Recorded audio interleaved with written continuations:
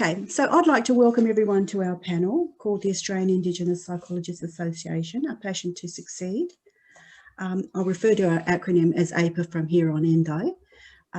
This is a panel is an opportunity for us to talk about AIPA, who we are and what some of the things we've been doing.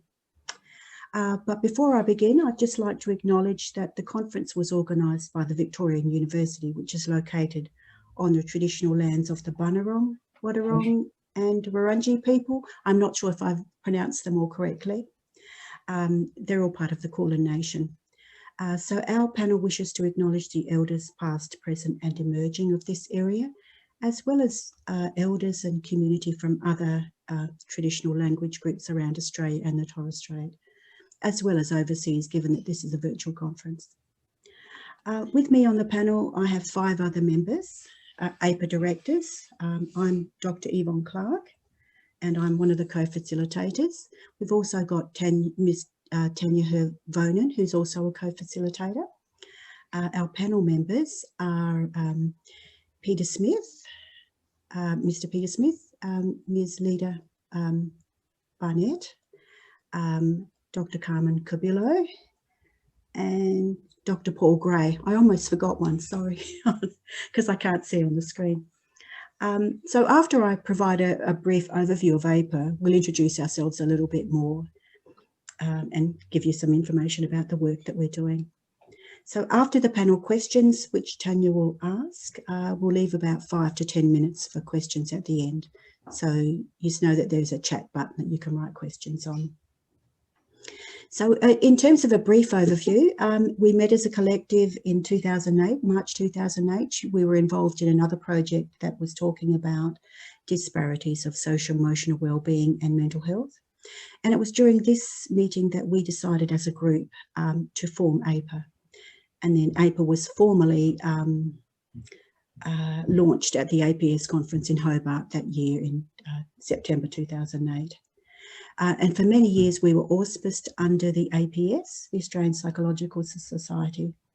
And it was last year, 2019, that AIPA decided to form its own independent membership-based company. And we held our first AGM in, I think it was November last year.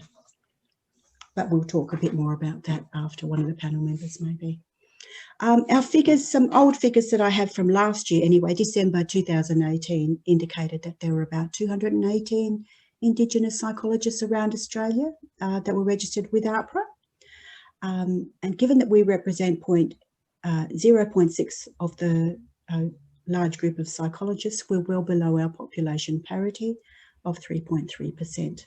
So according to the figures last year, to reach parity, we would need to have 1,255 Indigenous psychologists. So we are well below that. The figures might be slightly different this year, but I would say the parity would still be fairly large. Currently, there's about 44 Indigenous psychologists registered with AIPA. So AIPA continues to be a very important association, and a lot of the panel members will talk a little bit about the importance. But for us, I guess it's an opportunity to work as a collective and to have a united voice about issues of social and emotional well-being, mental health, suicide and trauma. And also during this time, we've had been able to build many partnerships and relationships with others. So that's a very, very brief overview of where we've been. Some of our initiatives that we've been involved in has been national and international. And just a snippet of some of them, we've had the opportunity to progress a social and emotional wellbeing model that looks at holistic connections for Aboriginal people to various life domains. AIPA members have been on the our registering body APRA reference group and developed a statement of intent in 2018 as a collective group with other professions, which looks at cultural and clinical safety in the health sector. AIPA members have been involved in the Australian Indigenous Psychology Education Project, and that was led by one of our AIPA members, Professor Pat Dudgeon. So the aims of that project is to increase the number of Indigenous psychologists and to increase studies in the curriculum, Indigenous studies in the curriculum. More recently, AIPA members have been part of the Gaia-Jui. Gaia-Jui means proud spirit, and that's a national leadership body for social and emotional wellbeing, mental health and suicide prevention. So there's many other things that we've been involved in, of course. So I would encourage members to look up our website, AIPA website. If you Google that, it comes up fairly easy. We're in the process of developing a new website, but for now we've still used the older one. And the diagram behind me, and I think Carmen's got it as well, is one of the logos for our new website and for AIPA. Okay, so a brief overview, and I'll now hand you over to Tanya, who will take the next part. Thank you, Yvonne, and thank you for that lovely acknowledgement of country. We wanted to go around and introduce ourselves as part of the panel at the beginning to I guess, so people, the panel, everyone that's joining us today knows where we are and what we're doing. So I'm going to go around to each of the panelists just to talk about give us an introduction about who you are, where your country or where you're sitting on, and then what are you currently doing in your work, like your role and your endorsement, and what inspired you to become a psychologist. And Yvonne, I might pass it back to you to actually answer some of those questions first. Do you want to start us off?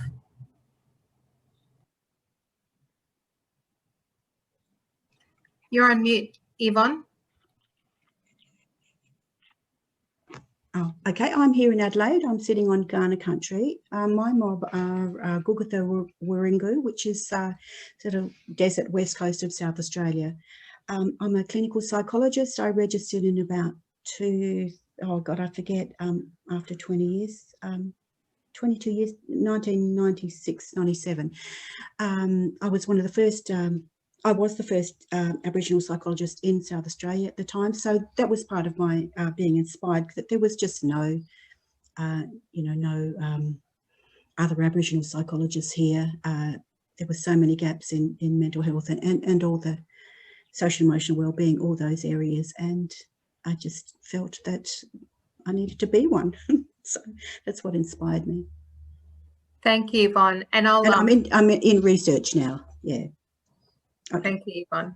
I'll follow on from Yvonne. So my name's Tanya Havonen. I'm a Jaru and Bunaba woman from my mob are from Halls Creek and Fitzroy Crossing up in the Kimberley. I do have family that extend down into the Northern Territory, so in Tennant Creek, more specifically in the Barkly area. I was living and working in Northern Territory for the last 7 years, but this last year I'm in Woolgoorooka land in Binderland over in Magnetic Island, Townsville area, and have been here for the last year. I'm currently working as a Director of Wellbeing for the Healing Foundation, but also still working clinically and providing telehealth to people in the Northern Territory. What inspired me to become a psychologist is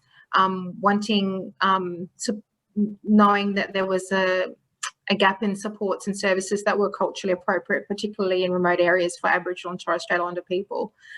So I guess my passion lies in providing supports in remote locations. I wanted to now hand over to Dr. Paul Gray. Thanks, Tanya, and thanks, Yvonne, as well for the acknowledgement. I'm a Wiradjuri man. My family and my country my family come from country in central New South Wales, and I live and currently work on the lands of the Dharawal people in southwestern Sydney, and on the lands of the Gadigal people when I'm able to get into the office. I've been a psychologist, or I first registered as as an intern psychologist just over a decade ago, and it's kind of a role that I fell or grew into. My focus is on child protection, and always has been. And going through uni, and at that time my parents were foster carers, and so seeing the impacts of that system up close on children and young people and disproportionately Aboriginal and Torres Strait Islander children and young people, I wanted to get into a role in a profession where I could provide some assistance to those kids and make sure that we're actually giving them much better futures. So I've worked in child protection for the last decade. I've moved away from psychology, direct psychology service roles, and more into policy and system analysis roles over the last 5 years or so, including a stint with the Aboriginal Child and Family Peak Body in New South Wales, ABSEC, trying to build new systems and promote new practices that will promote better outcomes for Aboriginal children and young people, their families and their communities. So I think that's sort of how I ended up into this role, and where I'll continue to, what I continue to do now. And my role at the moment is I'm Associate Professor at UTS Jumbunna, leading their Child Protection Research Hub. Thank you so much, Dr. Gray. I'm going to hand over to Dr. Carmen Cabillo. Thank you. I'm also a clinical psychologist and have been for quite some time. I'm a Larrakia Wodjigan woman from Darwin, and I'm quite happy to be presenting from home. I trained in psychology and realised that the work that I was doing with children and families was kind of inadequate with our CBT model. So I went to America twice to train in play therapy and have now become a play therapist supervisor. So I adapt the models to work appropriately with our mob. And I am a clinical supervisor at AMSANT, which stands for the Aboriginal Medical Alliance of the Northern Territory. So we are the peak body for the Aboriginal medical services in the Northern Territory, and we currently have 25 member services. And my job is to support the social emotional wellbeing teams in those services. And so there's a little bit of travel, and what we are now doing is rolling out our trauma-informed care package, which organisations can receive either a small training, a couple of hours to a day, to the full integrated package, which means a full audit service, the training, follow-up modules, and integration into the service. And so that's what I'll be presenting on today. Thank you, what inspired me to become a psychologist? I've come from a long line of helpers. My family always had an open door house, so anybody that was in trouble came to our house and my parents and family helped. So it made sense that I would gain some formal qualifications and continue the family tradition. Thank you, Dr. Cabillo. Over to you, Pete. Oh, hi, everybody. Yeah, my name is Pete Smith. I'm very proud Kamilaroi descendant. I live actually on country in northwest New South Wales. We're the rivers and plains people of northwest New South Wales. I've been living here now on country for about 8 years, and I actually grew up in Sydney. I'm a city bloke. My mother was part of the stolen generation, so for me it's been a long road back home, and as we know, country calls us and country makes us strong, and I'm just delighted to be able to be living and working now on country. I live in a small community here that's 13% Aboriginal. I've been working therapeutically in private practice here in this little town for the last 5 or 6 years at the Aboriginal Medical Service here. Previous to that, I worked actually, like Paul said, I worked in child protection for about 13 years, and as a psychologist, and also within juvenile justice. I've worked in forensic settings as well.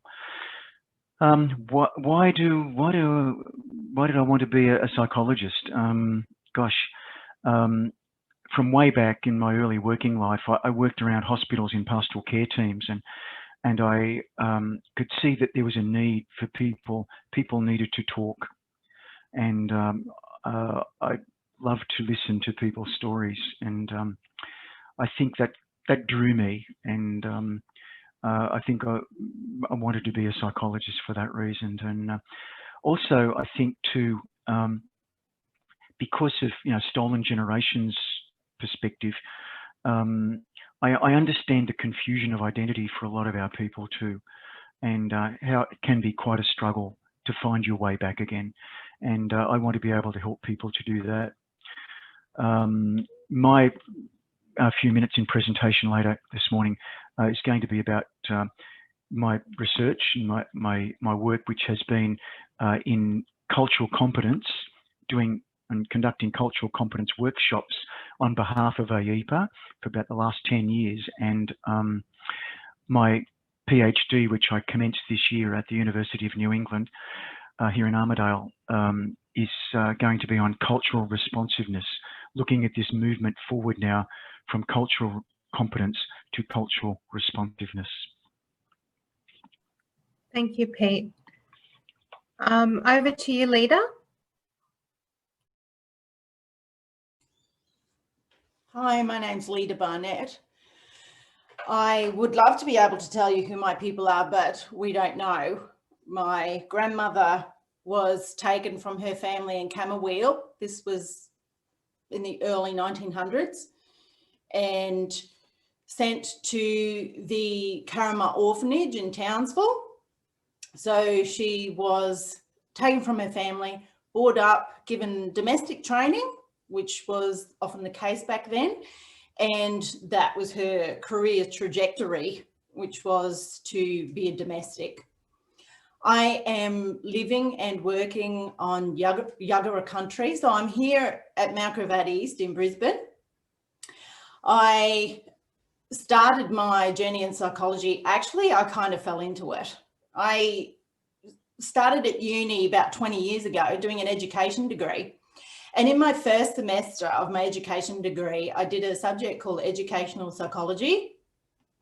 And that was essentially my introduction to psychology. I was absolutely fascinated with the idea of assessment. So the psychometric testing and in an educational context. And Griffith had a double degree on offer, which was an education degree and a psychology degree. So I transferred to a different campus in my second year and I did both degrees. And I decided to go down the psychology path rather than the education path. Did my honours and started my internship, which you could do fairly easily back then, up in Mackay. My parents and my sister and her family live up in Mackay. So that's where I started my internship. So I got my registration as an intern and then my full registration, and I've been a registered psychologist ever since, doing predominantly clinical work, although I have had some administrative positions with a psychology bias. So I've had the opportunity to engage in some really wonderful experiences along the journey. I recently, well, I'm on the tail end of my PhD, so I'm just waiting to be conferred. I've ticked all the boxes and done what I need to do, and I'm just waiting on being conferred.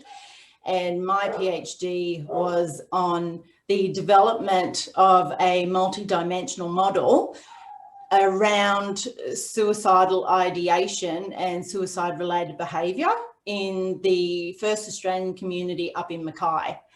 So I did that, and it is essentially, the model that I developed is essentially an interplay between a cycle of powerlessness and a cycle of empowerment, and how the two coexist, but they're mutually exclusive, and how they contribute to suicidal ideation and suicide-related behaviour, and also how they can empower to resist those ideations and those behaviours. Thank you, Leda. Thank you so much. And thank you everyone for your introductions. It's very important to set the context and the scene. I'm going to go back to Pete Smith. Pete, you've been a long-standing member of AIPA and heavily involved with AIPA's cultural competency workshops, which you shared for the past 10 years. It's also that topic of your PhD. Can you tell us about your involvement in cultural competency and why it inspires you so much that you're taking it further in your research? Yes, thanks, Tanya. Yeah, I just wanted to speak to this just for a moment.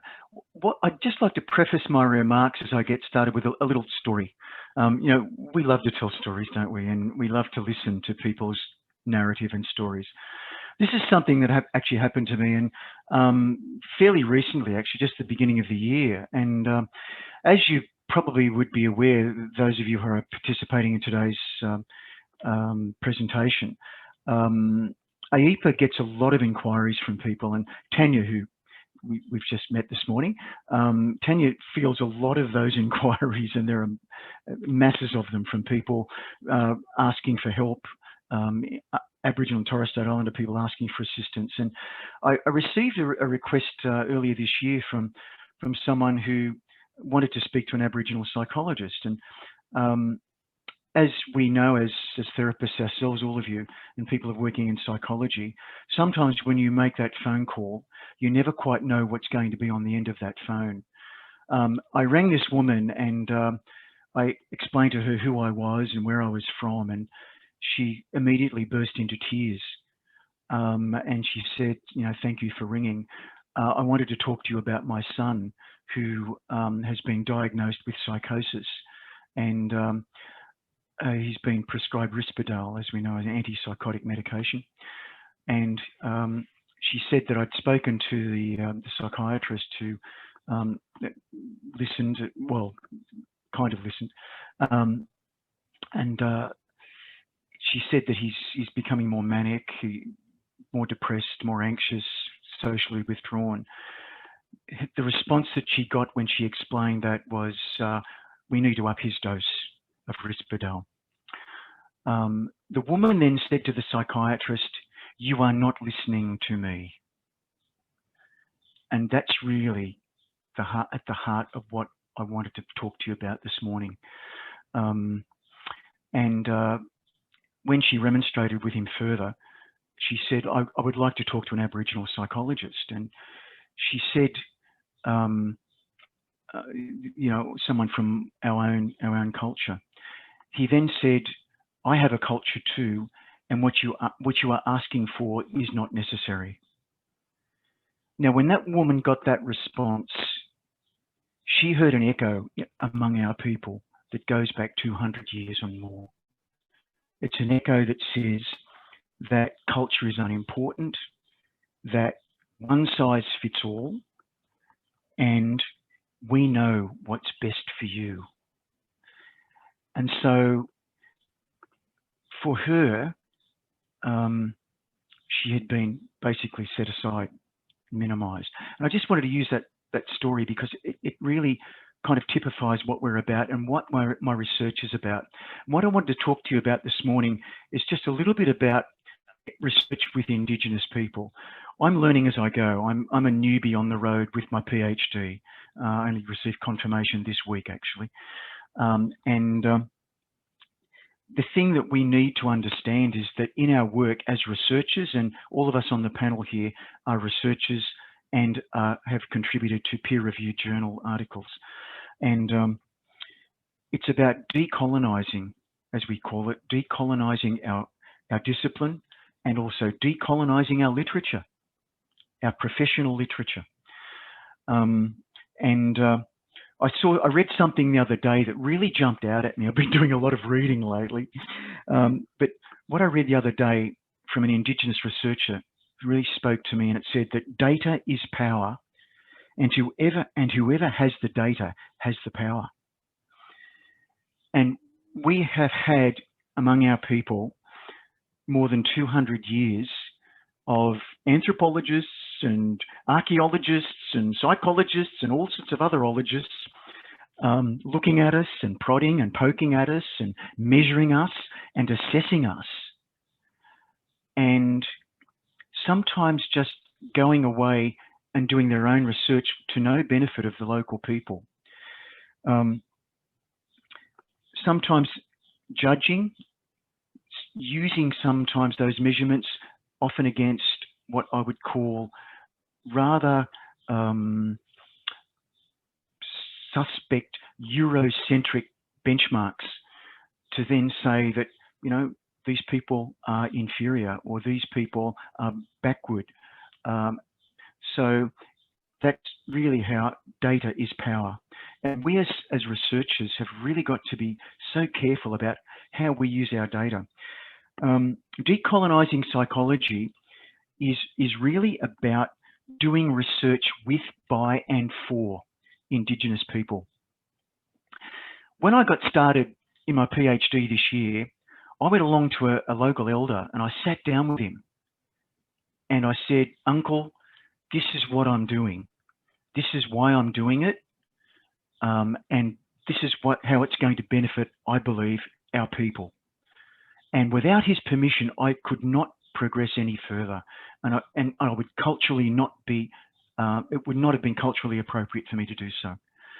When I first did the cultural competence workshops that Tanya and Yvonne mentioned earlier, 10 years ago, I also sat down with 2 elders back then and asked their permission to be able to do what I was doing with the cultural competence workshops.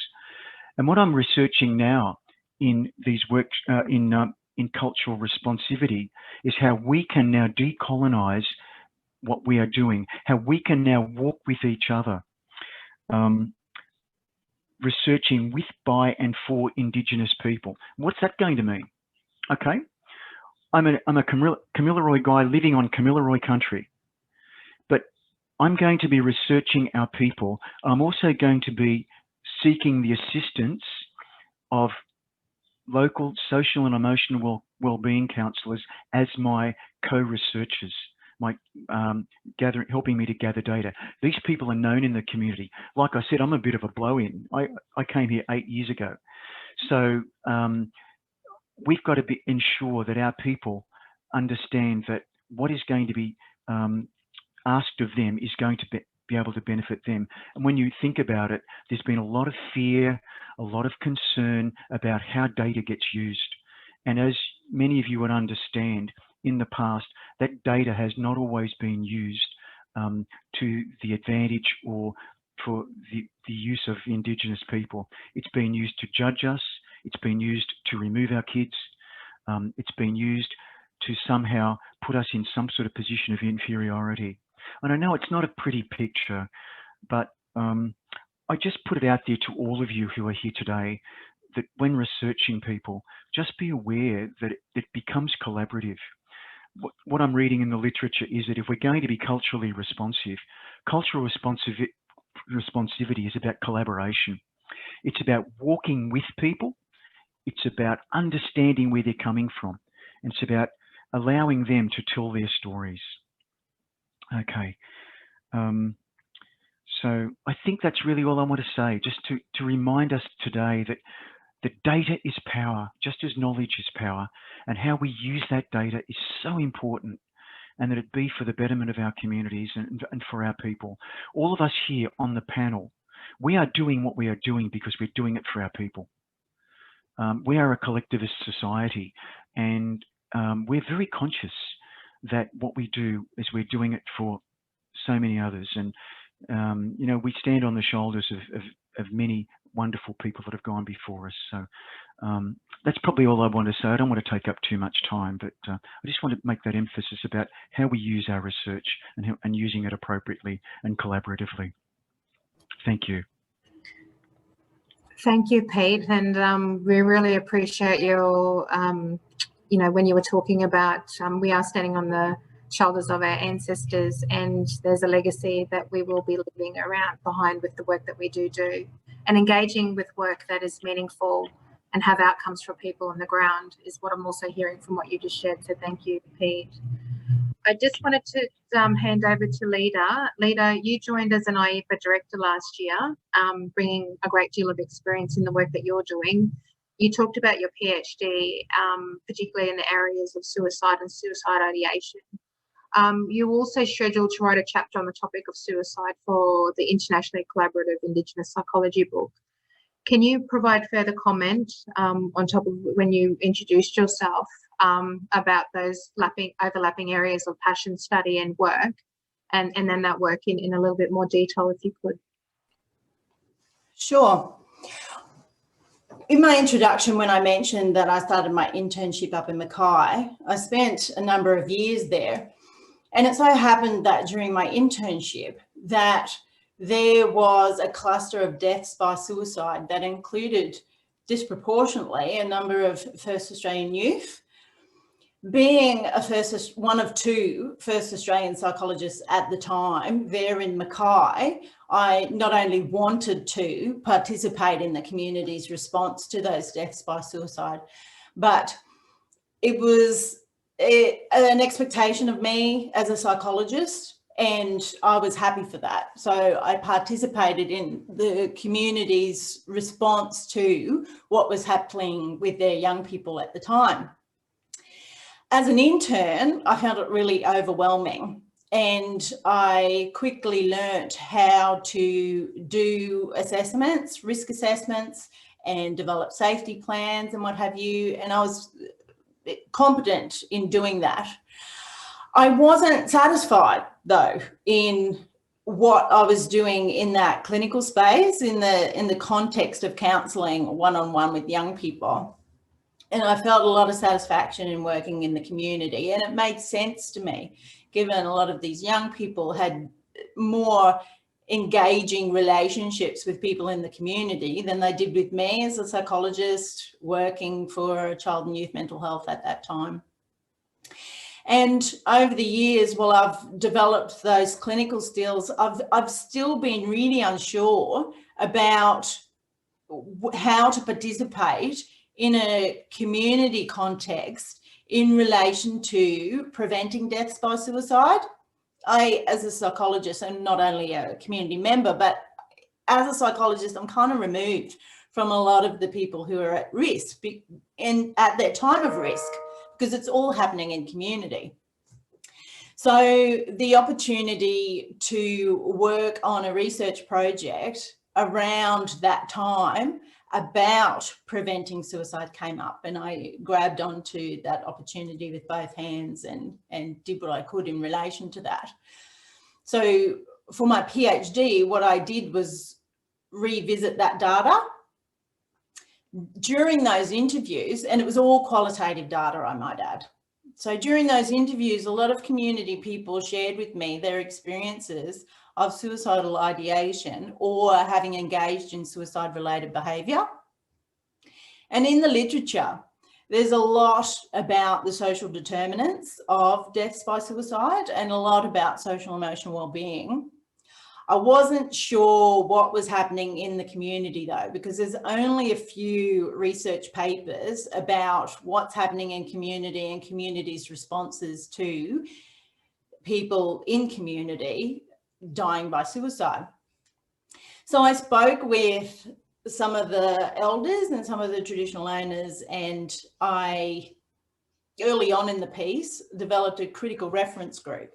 So the critical reference group is comprised of really influential community members, a traditional owner, and some elders as well. And this critical reference group was essentially pointing the direction for me in terms of how I'm going to go about my PhD research and what it's actually going to mean. So in a sense, I was accountable to them. They represented the community, so I was accountable to them in terms of what I did and how I used the data. Just to pick up on one of the points that Pete made, it's really important for that participatory approach to First Australian research, because it's in community that things are happening, and that's where the information and the data is, and it's really important to be using that under the guidance of community members. I also might add that the whole data issue was addressed by developing a memorandum of understanding. So Griffith University have a memorandum of understanding with Mackay's First Australian community.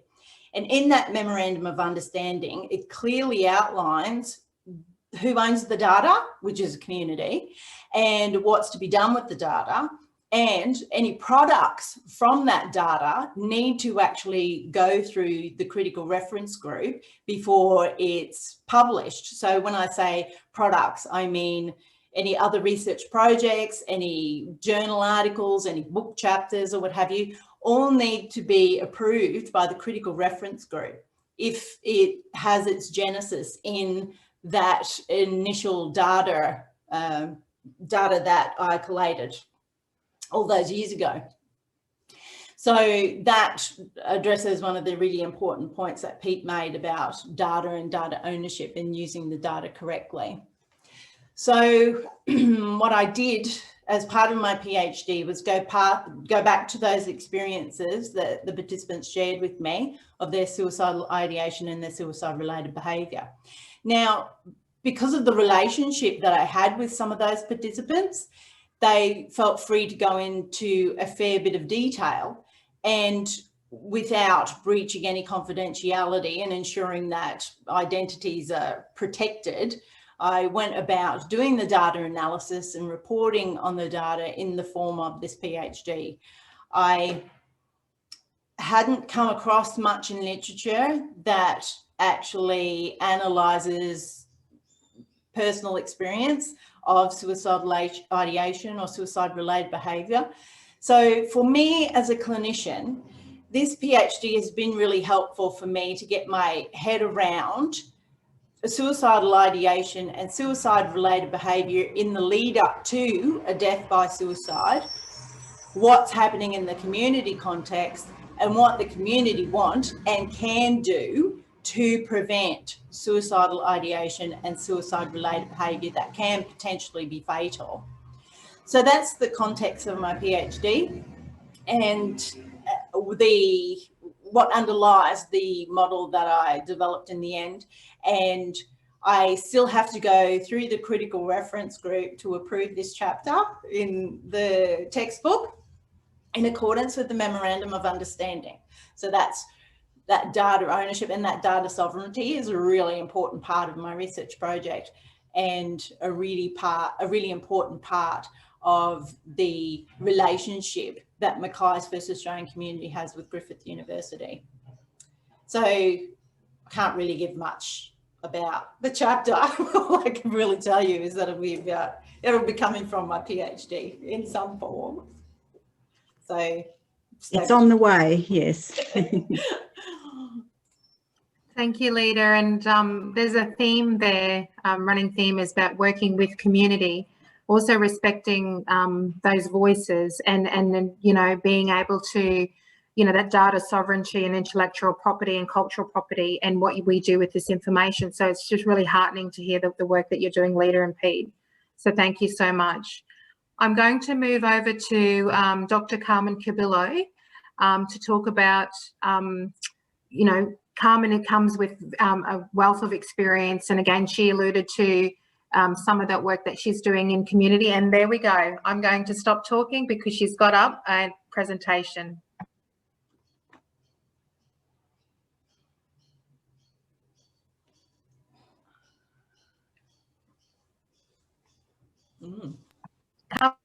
Carmen, you might be on mute. We can't hear you. You're on mute, yeah. Yeah, no, I just couldn't locate the button with the share screen, so we're all good now.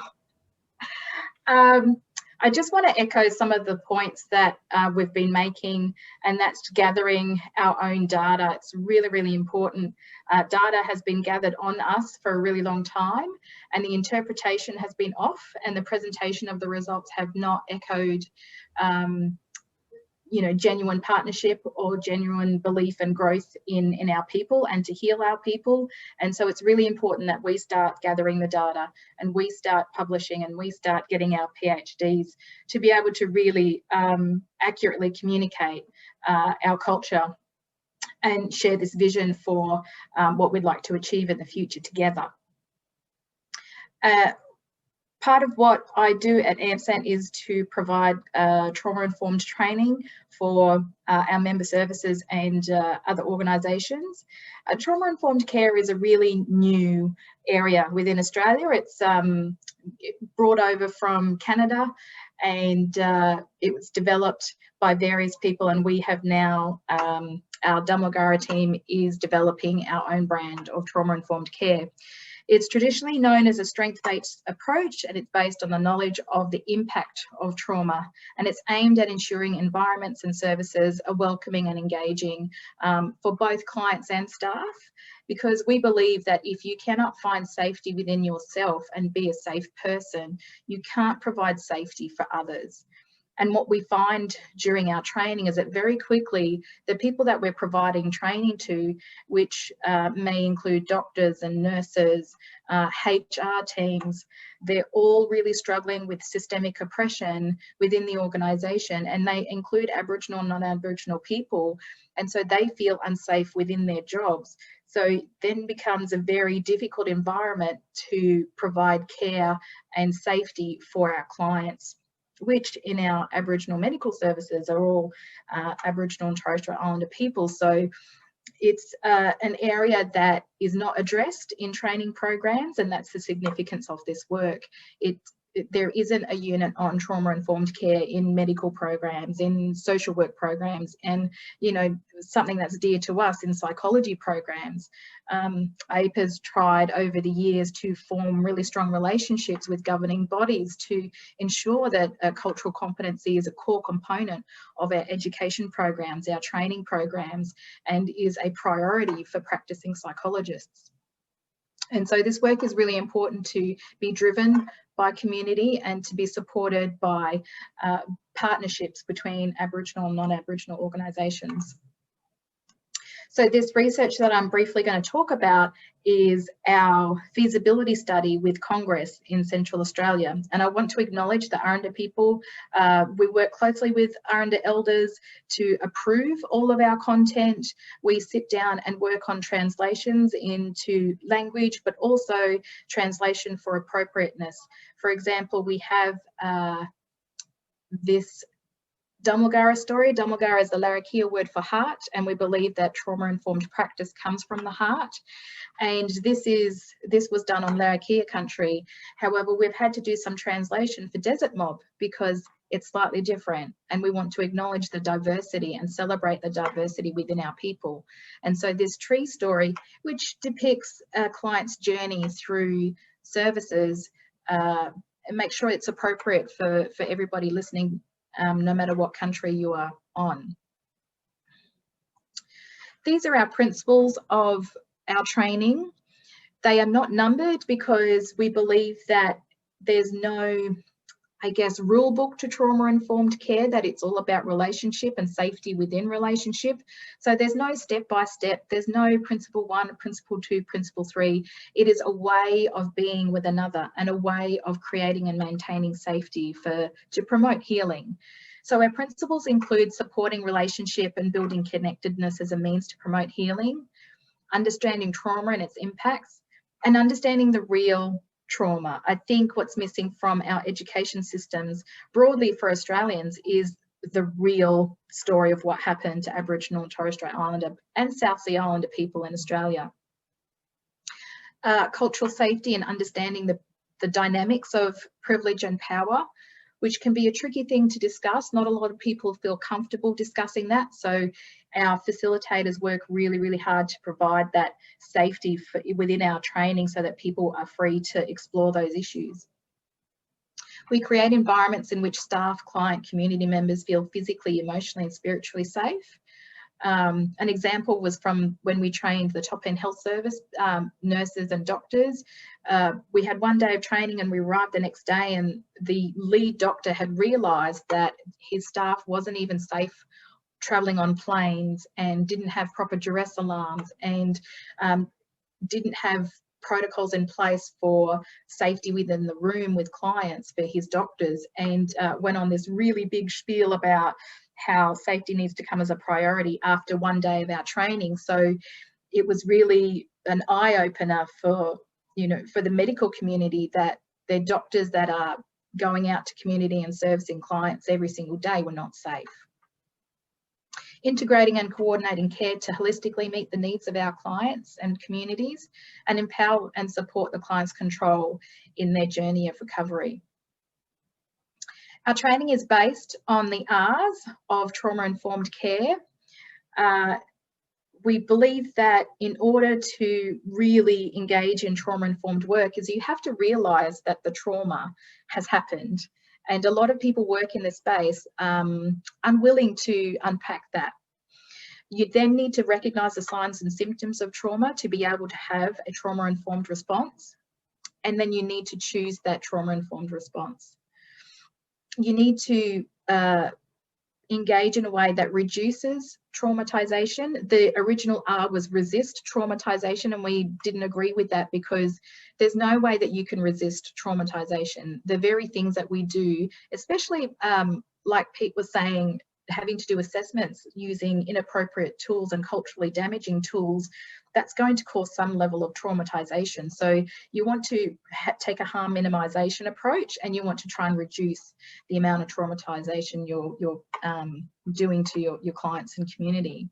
And then what you want to do is try and revive Aboriginal healing frameworks and regenerate that connection to country and community and to culture. And that's where the healing happens. So we believe if you follow the R's as a way of practice, then you are a trauma-informed practitioner. So our research project is wrapped around the training, and we're trying to embed from top to bottom through Congress trauma-informed care. So we've got one more of our 3 training days, and then we're going to come back and do some yarning circles.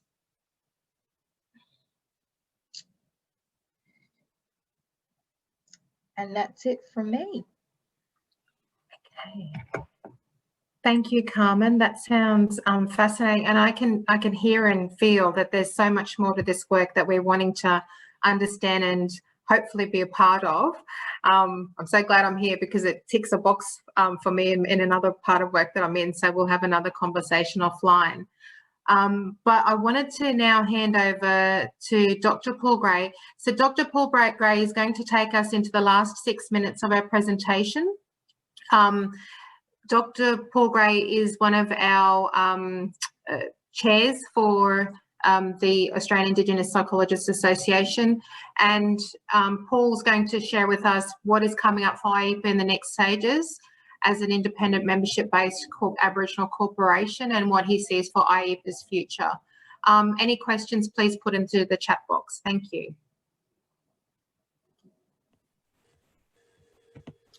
Thanks, Tanya. And so I'll be really quick because I'm mindful of the time.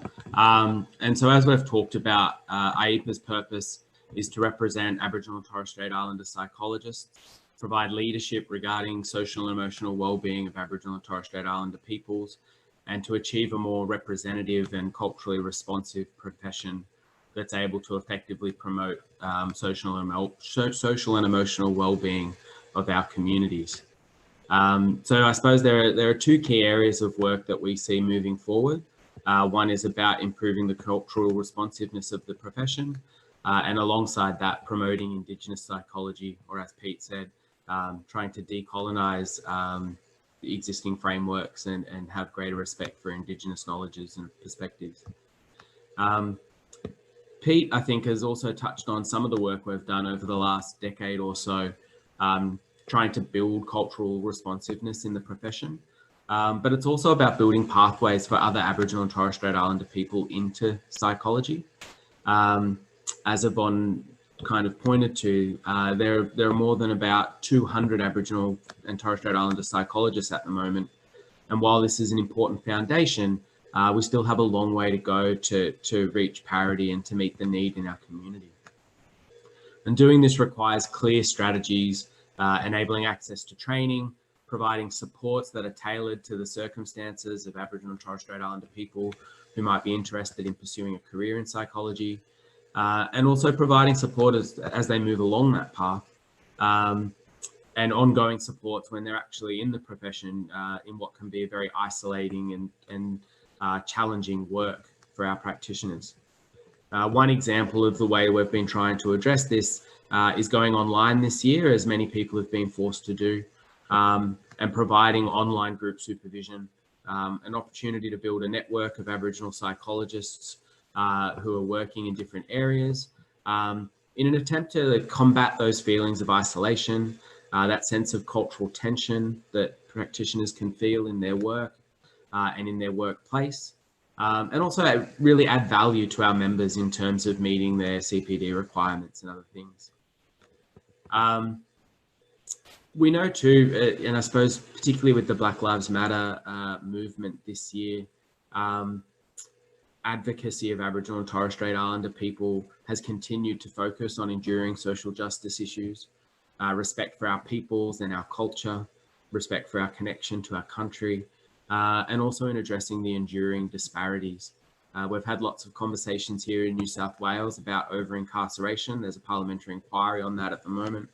And I think the pathways to this, including poor support for people with mental health concerns or people with disability, the crossover between the forced removal of Aboriginal and Torres Strait Islander children and the increased likelihood of those children entering the juvenile and adult prison systems. We know that psychology has a role to play in disrupting these systems. Our profession is one that must have a clear focus on social justice, on calling out and reforming those systems that undermine the mental health of our communities. Racism is certainly one factor in that. Persistent systemic and social inequalities similarly undermine the social and emotional well-being of our communities.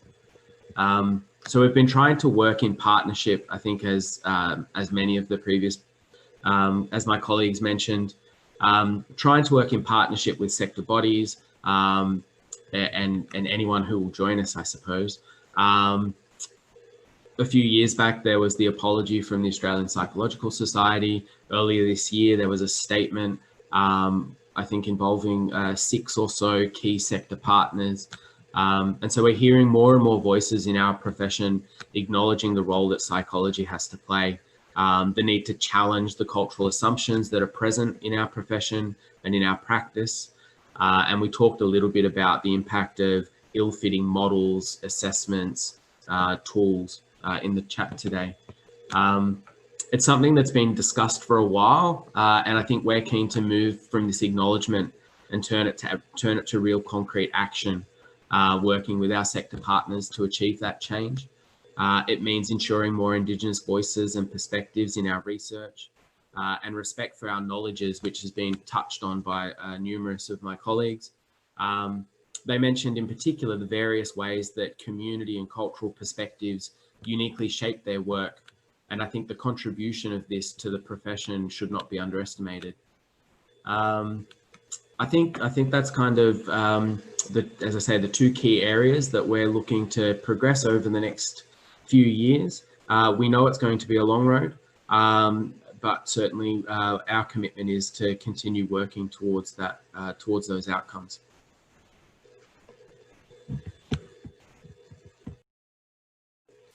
I'm sorry, I tried to be really quick because I really want to talk to people. I really want some questions.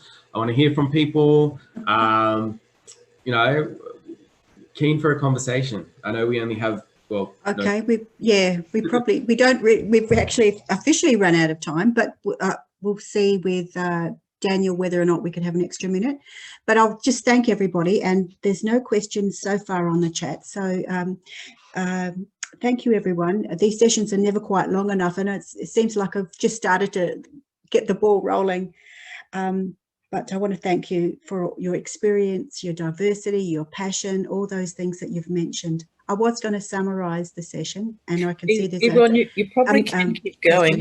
Oh, okay. Because there's a break now before the next session isn't till midday. So okay. I hope I'm not cutting across Daniel, but I don't see any reason why you can't continue a little bit longer if there isn't another session straight away. Yeah. I was actually going to say I set up the Zoom link for a few more minutes, I think until 12. So I'm happy to, if there's any questions or if you want to, I don't know, do the closing summary. Thanks, Daniel. All right, well, I might open it up to some questions then. There's nothing on the chat, or I did see something, but I don't know where that's gone. I think that might be a comment. So are there any questions from any members or any participants to any of our members at this stage? Some of the comments so far are thanks for a great presentation. Thank you. Great session. So that's good to always hear. Yes,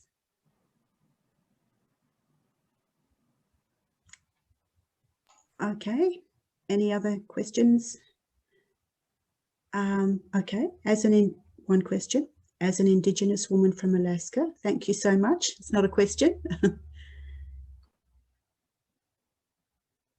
Okay, so are there any... Sorry, can I just ask one question? Yep, sure. If there was one thing that you wanted to put into an education program that you wanted psychologists to learn in their training, what would that be? Anyone? I should have said no hard questions. Oh, sorry. All right. No, I'm only joking. I'm only joking. Would anyone like to respond to that one? Look, I'm happy to give it a crack. And this is just my personal perspective. And I know Pete and Lita and others may have a different view. And I think thinking about it, part of, I think I suppose what I mean is an awareness of their own cultural standpoint. And I know that's a really hard thing to like put in an education program, but I think it's something that's really missing. And something that for me in my work, I spend a lot of time and a lot of effort, and frankly, it's really tiring, explaining to non-Indigenous people how their own system works, so that we can then we can have the harder conversation. Well, not the harder. I think it's easier once you get over that barrier, but so that we can have the actual conversation that's needed, which is why it doesn't work for us. And I think it falls into that issue of and that intent to mainstreaming or whatever. I hate the word mainstreaming because I think it's a way of disguising what we actually mean, which is establishing a system that's based on a particular cultural framework. And I think we should name that it is dependent on a particular cultural framework. But I think that's the thing that I would like practitioners leaving their qualifications to have a good understanding of who they are and how their cultural assumptions shape the way that they view the world and how they engage with others. Thank you. If I could just add to that, Paul, thank you. And Megan, I think one of the things that I think can happen in terms of education, this is a part of my research actually, is that in Australia, the Australian Psychology Accreditation Council, which stipulates what is taught at universities, is now saying that cultural responsiveness must be a part of all levels now of preparing students to be psychologists. The Psychology Board of Australia is saying now that in the National Psychology Exam and as a competency for provisional psychologists that are under supervision for registration must undertake some sort of cultural responsiveness. My research is, let's define this cultural responsiveness thing while we're putting it onto people. It's actually not clear in the literature what we're defining. It's a bit amorphous at the moment. But I think related to what Paul was just saying, it's about this reflexivity thing. It's about understanding where others are coming from, putting myself into the shoes of the other person and walking with that person. It's a kind of a level of, if you like, a higher order cognitive skill where I can now understand by listening and walking with that person. And I think that what we're doing and what AIPA is doing with the workshops in assisting people there, I think goes some of the way with that as well. Okay. Well, thank you both, Paul and Pete, for responding to that question. Another question that I've just seen on here from Chris Keys. Could you speak to the major challenges you are encountering in your work? So I guess this could be an individual question to each person, or it could be around AIPA in general. So does anyone want to respond? Maybe around AIPA, because I guess we're all got challenges in our work. I don't have the entire answer to the question because I think that's a collective that we all answer, but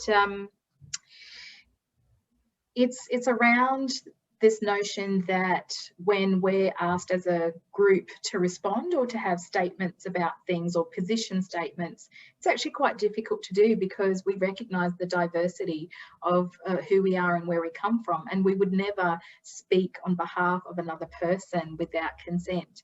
And as a representing body, that's really, really difficult to do because we do share some collective beliefs and notions and responses to things, but we are reluctant as a group to present that because we care about each and every one of our members, and people who are not members, we care about the Aboriginal psychologists that are still in undergrad, that are studying, that are, you know, doing traineeships, that are in other forms of allied care, and we wouldn't want to speak on their behalf, especially if they share a different point of view. Okay, thank you, Carmen. Any other comments to that? Okay. All right. Well, have you got any last comments, Tanya? No, I don't. Okay. Well, I think we've finished the session, so thank you, everyone. As far as I'm aware, they all are recorded.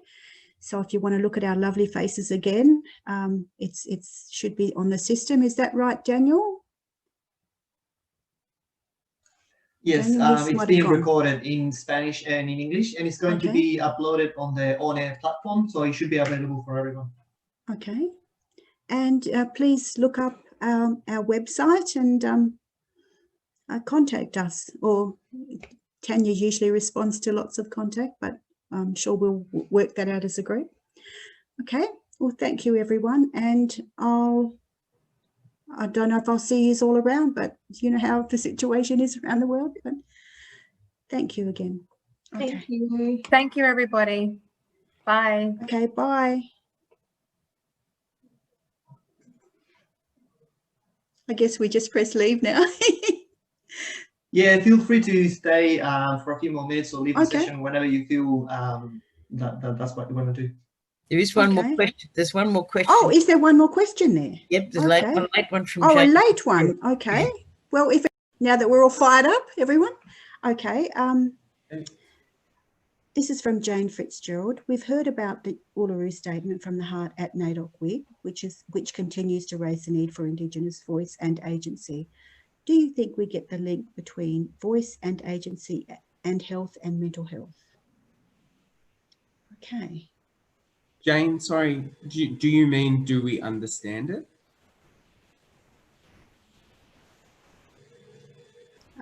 Did you want to talk to that then, Jane? Are you on the line still? If you are, you might be on mute. Is that? Hi, Jane. Hello. Hello, is that Jane? It is. Oh, hi, Jane. Hi, sorry, I'm having trouble. Yeah, I mean, we as a population, I guess I just wondered about that. I just went to a talk last on Tuesday, which I really enjoyed, and it continued to raise that need, that underlying need for voice and agency, and that I guess I was sitting in the audience with lots of people from lots of different sectors, and I'm from the health sector, and I just wonder whether we as a population really get the need for that. Thanks, Jane. My view is no. I don't think there is a good understanding between that, but I think the evidence on that is really clear. And so I think that's part of the challenge, right?